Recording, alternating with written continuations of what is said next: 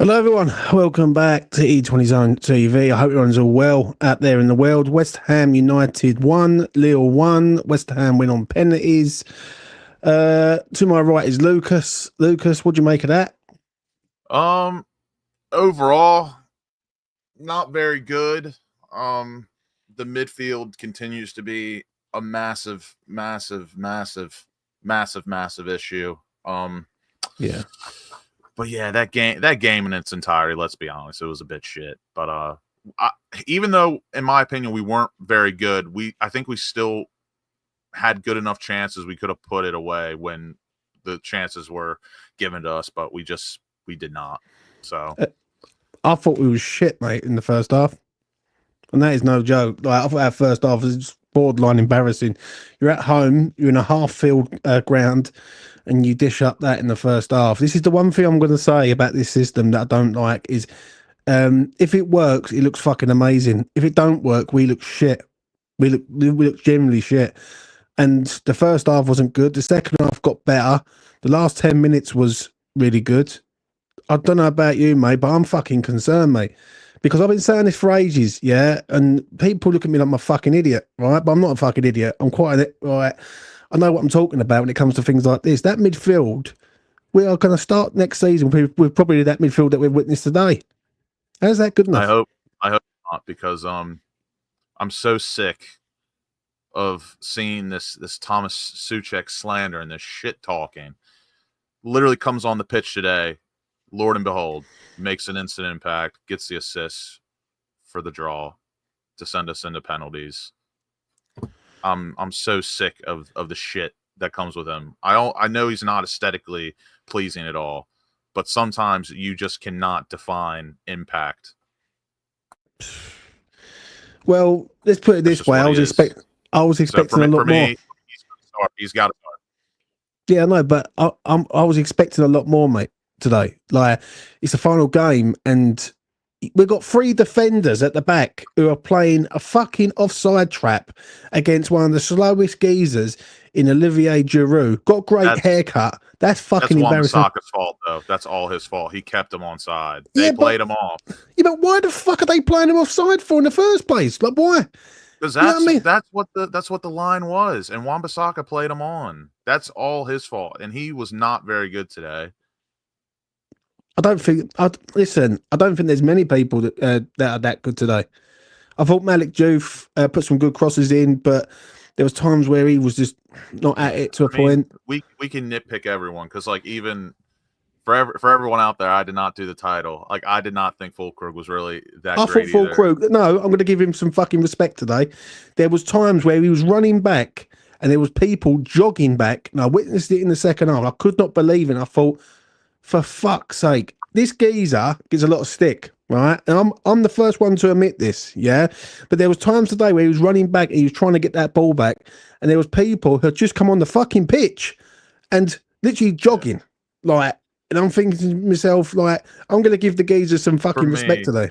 For me, there was no standout, but again, like, I would probably say Fulkrug was probably one of our better players, even though, again, like I said, I didn't think he was that great. But actually, here's a positive for you. I thought the one thing we done well, I thought we pressured Lille a bunch when they tried to pick balls out from the back with the goalkeeper. I thought we did really well with that, because every time they tried to do something cheeky like that, we just won the ball back every time. And again, I don't know if Lille is a good side. I don't know if they're poised to be like the next best thing in Ligue 1, but I don't know. I thought we did that well, but I thought, Bowen as well today, he missed quite a few decent chances that he normally puts away. But again, like I said, I'm not here to nitpick anyone individually, but we weren't very good today. I do think the midfield is, again, the biggest issue going. And yeah, you just got to hope that certain cards fall where they should land. And Sunderland should be yeah, but it's very Jekyll and Hyde, though, Lucas. Right, I'm not going to lie. I've seen this one too many times. First half shit, second half good. First half slow, second half a bit faster. It's never, West Ham can never get going from the get-go, right? They always have to, like, it took 35 minutes in that first half to really have a, like, maintain some pressure. Yeah. The second half was better, right? It was only when the subs come on, though. I wouldn't even call that a Jekyll and Hyde performance. We really were not that great until probably the last 15, 20 minutes. 15 minutes, really? yeah. Yeah, I'd say last 15 minutes. I don't know, just that midfield today was just so bad. Like, Ward-Prowse wasn't very good. I thought Paqueta was absolutely dreadful. I think he was trying way too hard today to do whatever. And then Potts was okay. I didn't think he was fantastic, but again, that midfield is the most important position on the pitch. That gets you going forward. It helps set up your defense to defend. And when you're a leaking sieve, it doesn't help your defense. And when you're not going forward, you're not helping your forward line at all. So, like, we need to bring in that Mateus Fernandes from Southampton, who did not start today, but he did end up coming on in like the 65th minute against Wrexham today. So hopefully, I don't know what the deal is there, but we need a midfielder in bad. Well, I'm going to say a few things. First off, Potts, I'm concerned because he's just okay in games, right? And I'm not asking this Keezer to be a well beater. I'm not. But I think the pressure is going to be on this kid, right? Right, straight away. James Ward-Prowse, it's pretty fucking pointless having this geezer on the pitch, right? He does not a lot, right? He fouls people. He gets bookings. He does fuck all. I don't understand why Potter can persist with this geezer. Is this a plea to the ownership to say, listen, this is my midfield I've got. I need some fucking help, which I've been saying for fucking ages. It all goes back to the ownership, and the ownership will have to put their hands in the pocket to get the players that he needs for that midfield area. I agree with you about Lucas Paqueta, but he's been pretty good since the obviously finding out. I think Freddie Potts has been pretty good. I think he's been just as good. Yeah, but I think there's a lot more pressure on. There's not really a lot of pressure on Paqueta, really, because I'm not being funny enough. He wouldn't surprise me if West Ham was to fucking sell him. I mean, do you know what I mean?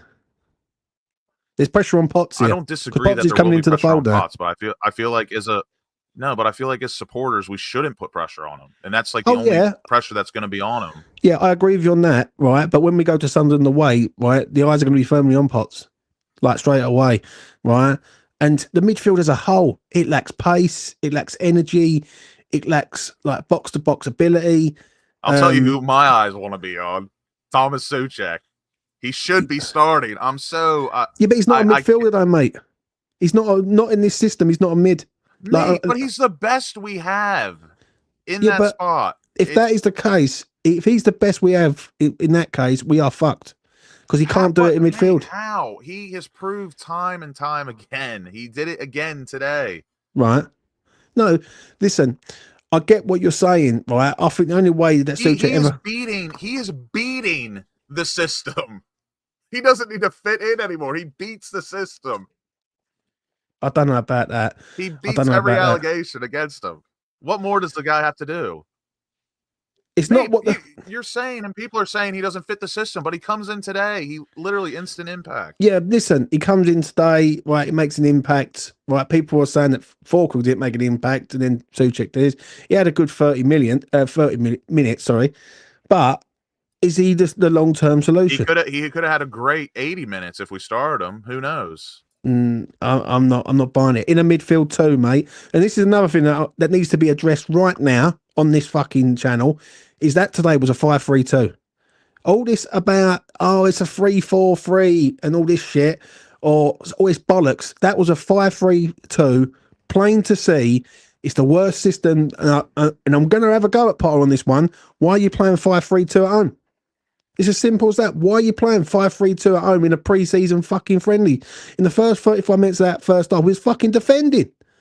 Do you know what I'm saying? And listen, if Potter, I want Potter to succeed. I really do.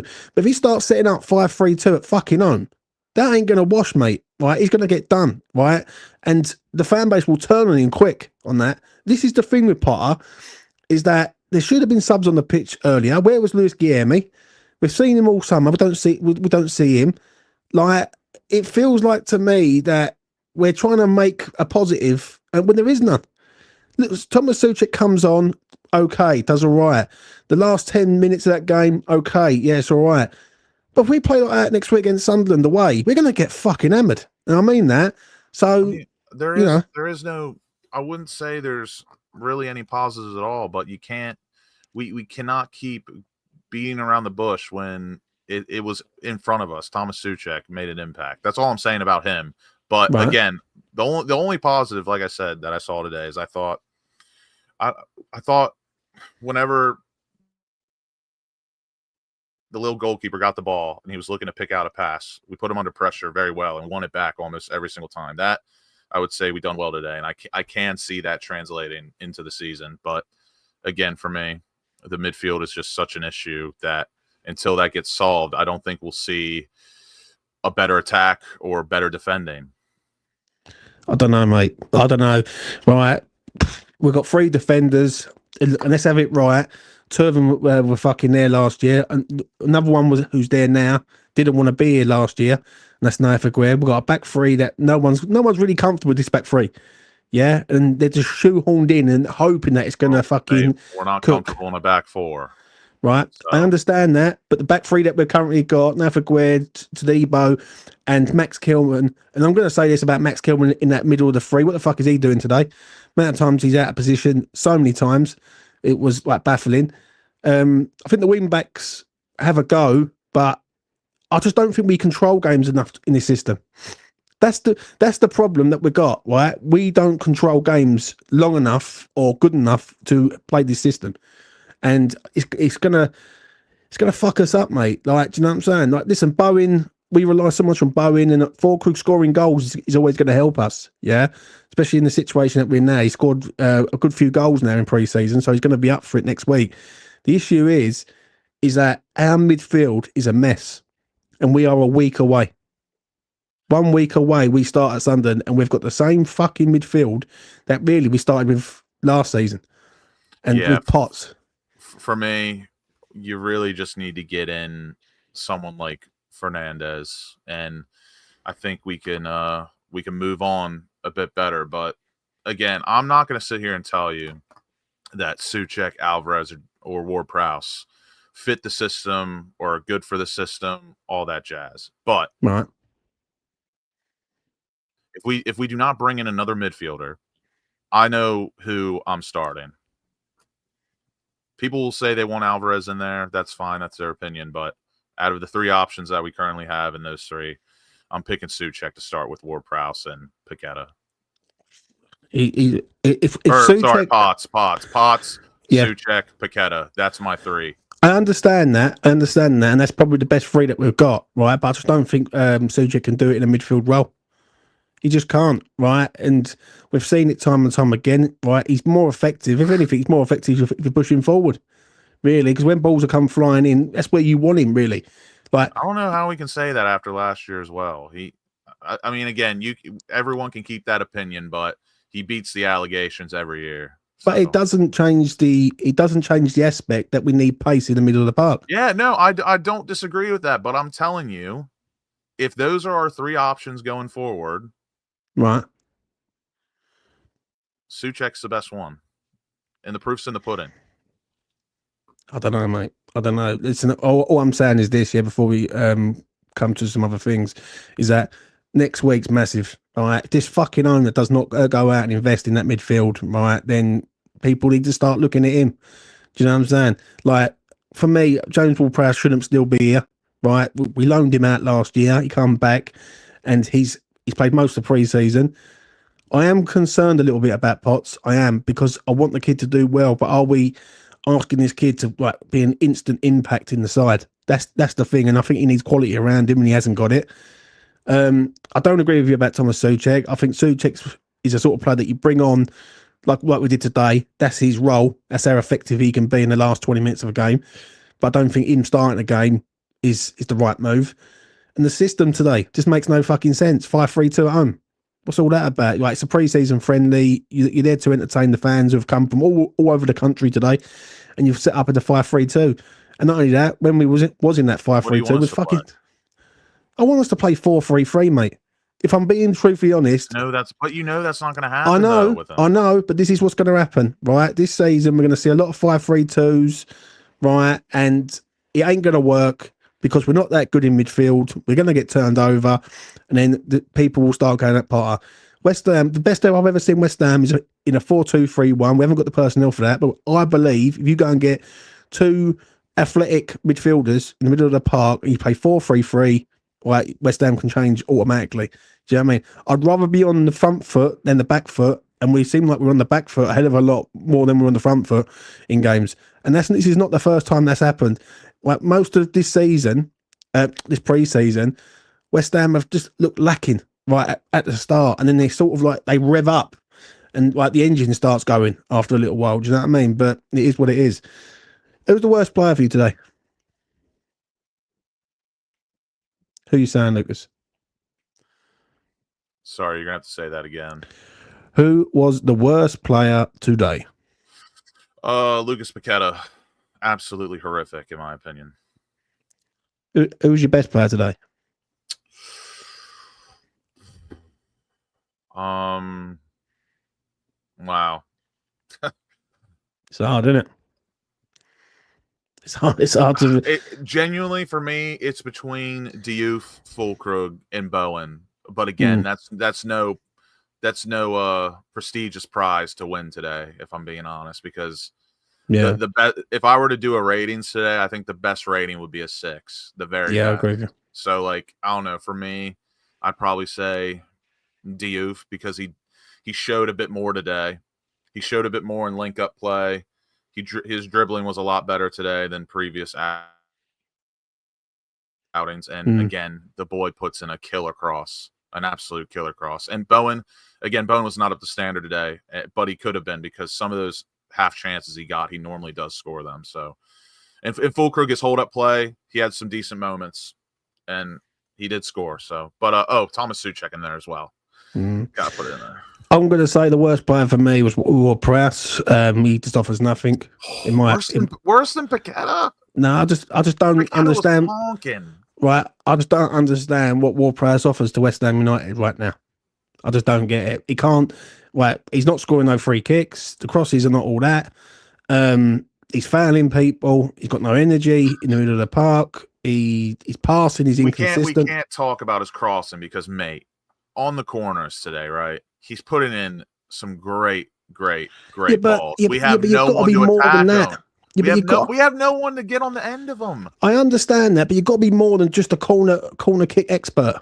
You've got to be a midfielder, and that's overall. And that's the problem that we've got. He does not do enough in the middle of the park. Do you know what I mean? I agree with you with Lucas Paqueta to a point, right? It wasn't his best game today, far from it. Yeah, I thought he was a bit fucking, pretty shit. But Ward-Prowse just doesn't offer nothing, mate. He offers us nothing at all. He don't benefit us in either half. Defensively, he's not good. Right, tackling. He's fouling people everywhere. Going forward, I think if memory serves me right, he played 3 good passes. That what I can remember in the whole game. Other than that, he offers us nothing. So he's the worst one for me. I thought Diouf was pretty good, but I am going to give it to Fulkrug. When I'm seeing a centre forward running around like a nutter, yeah, and not only that, what angered me was in the second half when all the subs have come on, there was Guido Rodriguez, there was Carl Walker-Peters, and there's Fulkrug running like a fucking maniac to get back and get that ball, and he gets the ball and he turns the ball around. That to me just tells me that he was right up for it, and obviously he scored today. Do you know what I mean? Next week's big, mate. Like, this is it now. That's the end of pre-season now. We're going to know next week what we're all about. And if we get fucking hammered at Sunderland, right, people need to start looking upstairs and saying, why have you left it till fucking August the 9th for the midfield to be sorted out? Do you know what I'm saying? We all know the midfield's wrong. Fucking, we're not blind. So why has it not been sorted out? The reason why it hasn't been sorted out is because they're fucking about, right? And they need to sort this out urgently, right? Because if we go in with that midfield, we're going to get cut through all the time consistently. Simple as that. Any final words, Lucas, from you? Before I go, I was going to ask, if we don't bring in any new signings by Sunderland, what would your lineup be for Sunderland away next week? Mads has got to start. You can't go with Areola, right? Because Mads cements and can play at the back, so he has to start. Why didn't he play today? Just wasn't signed in time. But it's as simple as that. He was signed. He was. He was signed, but he wouldn't have been. He wouldn't have been declared. You think he's just going to come in straight away after he a ain't. week of training? He ain't. But I'm going to be honest. He should, because he's exactly what we need when playing the ball at the back. Because Areola is a shaky goalkeeper with a shaky defence. It's as simple as that. Yeah. So I would like to see Mads in. It's probably going to be Areola. The back three is going to be the same. Right, we all know the back three is going to be, the wing backs are going to be the same. The midfield is a problem. Who would you go with? What would your midfield three be? I would take Ward Prowse out and go with Souček, Potts, and Paqueta.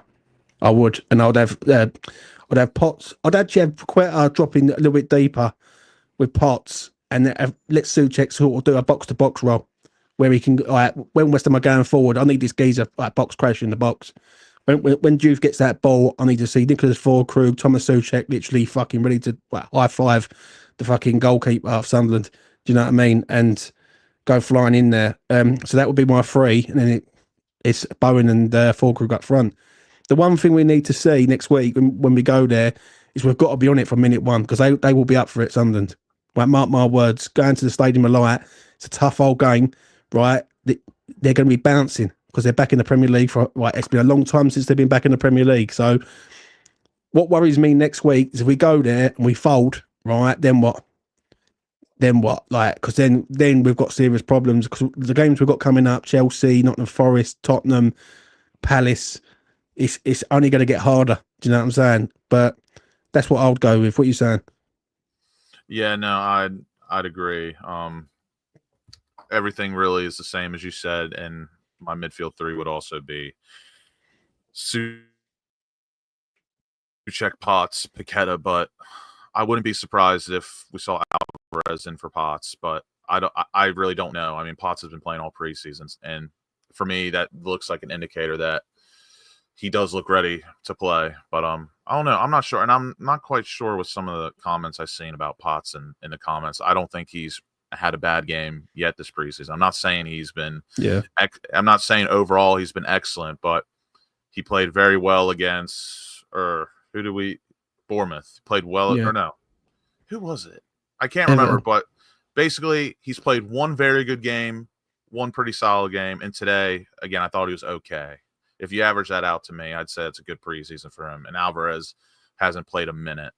But again, some of these players, their mentality and their freak athletes, they're able to turn it on and off whenever they want. So I'm not going to sit here and predict if Alvarez is ready or not, because he most certainly could be ready. One thing I'm going to say to you is, with CONCACAF and all that coming back. Yeah. One thing I'm going to say to you is this, yeah. Fine, to wrap this up, Graham Potter today. What are you saying?